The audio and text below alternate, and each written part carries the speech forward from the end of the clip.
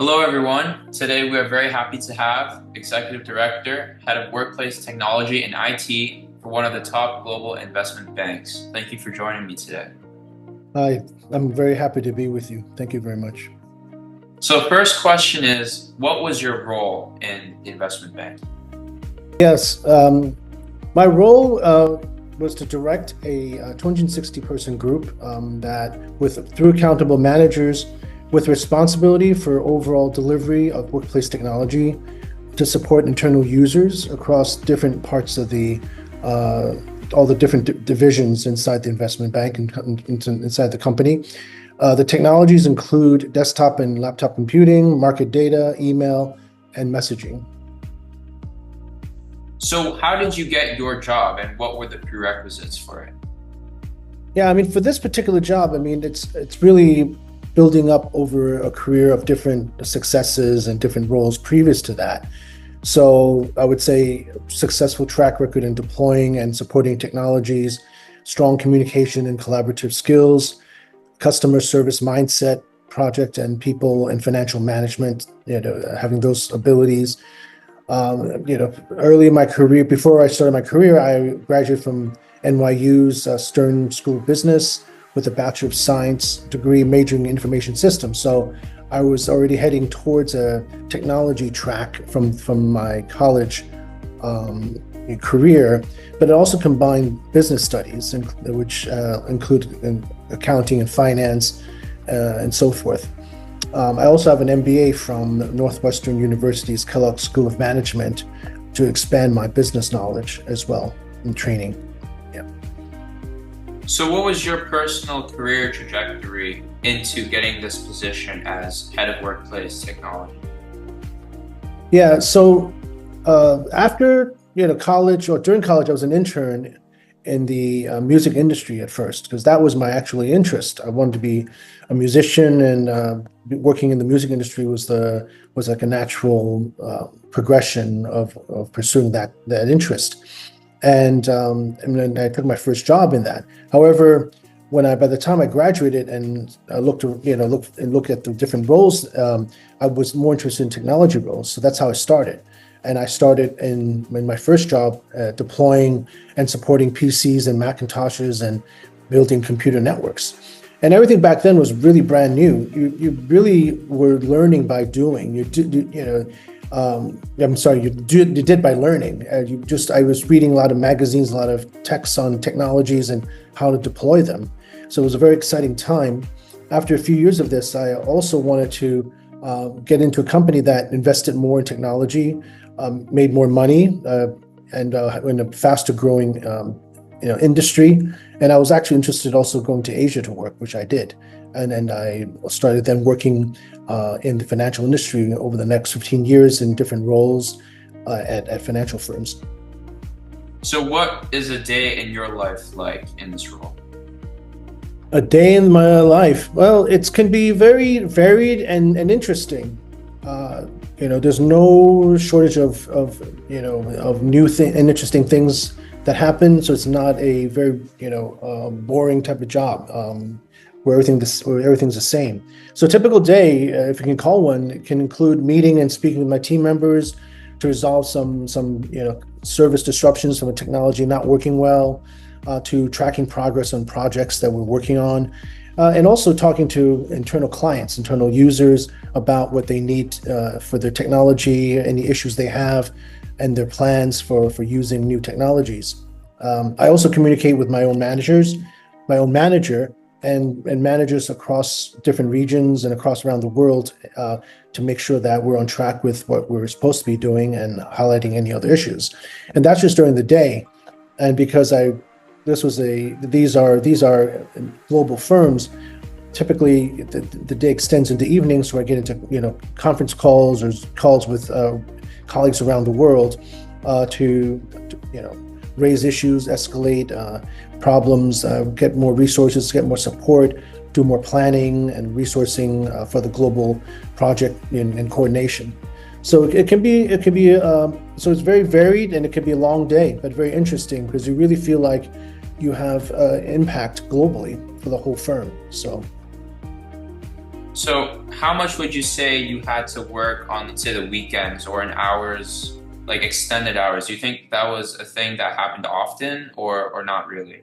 Yeah, I mean, life in technology, in the technology field, will often require working, longer hours and working on weekends. Early in my career, I did a lot of work during weekends and off hours because when you deploy and implement technology, you want to do it when the time is the least disruptive to the business users.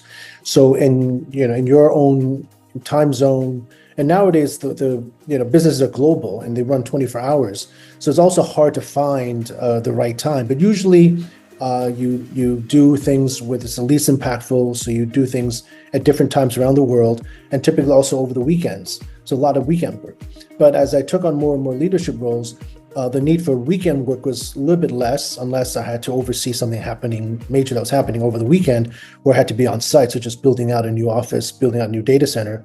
But definitely a lot of contact with global colleagues around the world at a time where that works for everybody. So a lot of times that's my evenings or my early mornings. So that's what it takes to be successful in this type of career. So, what are some qualities or some traits that you would need to have to be successful in your position? Oh, so I mean, I think for the traits, I think you have to be able to be flexible, able to juggle a wide range of challenges every day, but still focusing on delivering the strategic projects and programs that will drive efficiencies and provide the business with enhanced ability to make more money, be more profitable, cut costs and so forth.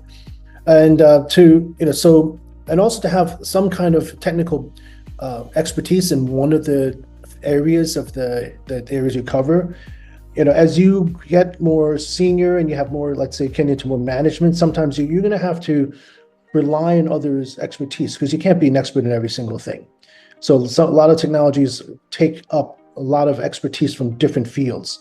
So what's important is if you have a solid background in your own area, but then know the big picture, but know to, ask the right questions and also to collaborate with colleagues who have their own areas of expertise and to really work with them and to integrate all your knowledge together to deliver a solution, because it takes, a lot of technologies are very complicated and it's not just one solution that can do the job. It takes a lot of disciplines, a lot of different skill sets and expertise to deliver one solution, a total solution.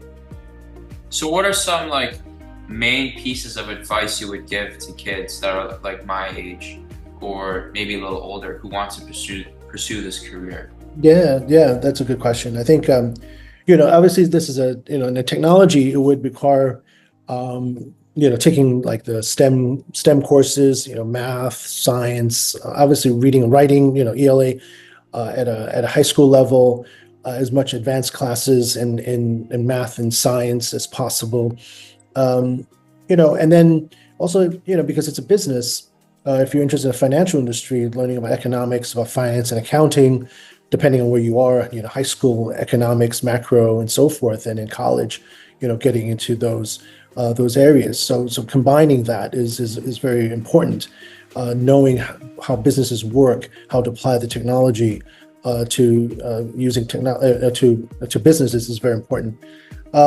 And things outside of the classroom could be things like project management. There's a lot of methodologies that are being used now, like Agile and others that may not be necessarily taught in school, but are very important. And so you might try to find it in school or find a program outside of school to learn about that.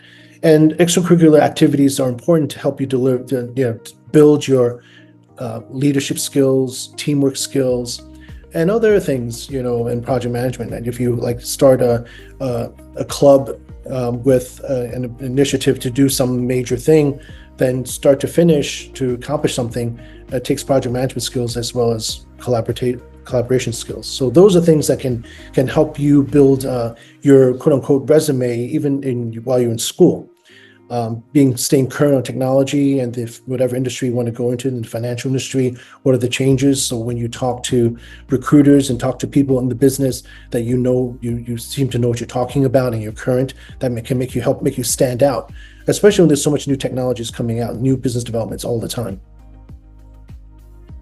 So what are some really important qualities that you search for in people, some like entry-level workers you look for when you're hiring? So that's like people who just come out of high school or just come out of college who are looking to enter the workplace. Yeah, I think I mean I've hired a lot of interns and also entry-level people and gone through the training programs with them and oversaw such internship programs as well. So I mean what's important is for someone to be very interested and wanting to be good at something, what they do, who are striving to, I guess you can say, be the best, have a positive can-do and collaborative attitude, and nothing can stop them. They can be resourceful, finding ways to research or problem solve, and have shown some of that while they're in school or in internships, whether it's and also in part-time or summer jobs, right?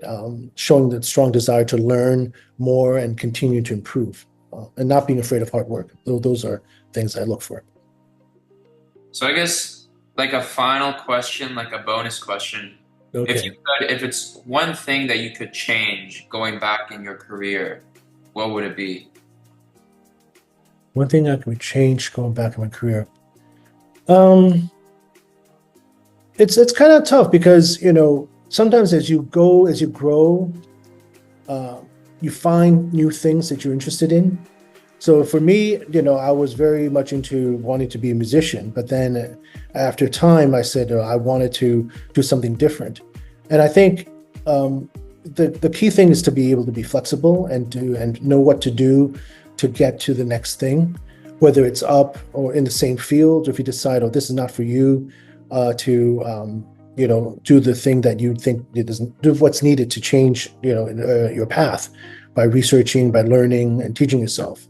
Where you start may not be where you want to be for the rest of your career, but having that adaptability, ability to learn, ability to ask questions and try different things and new things and be challenged and not be afraid of being challenged. I think that those are really important characteristics that can help you navigate, changes in the environment, changes in industry. Because right now, the more things improve, the more things they change.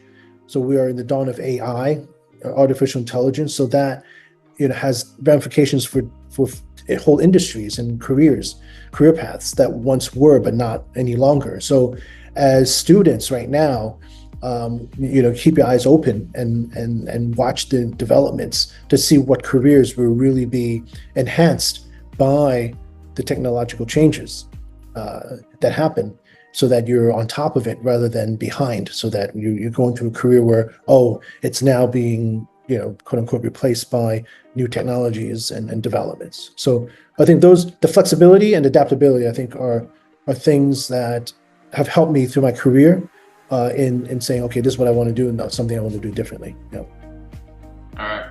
Well, thank you so much for this interview. Okay. Thank you for your time. Thank you. It's a pleasure. Okay, have a great day.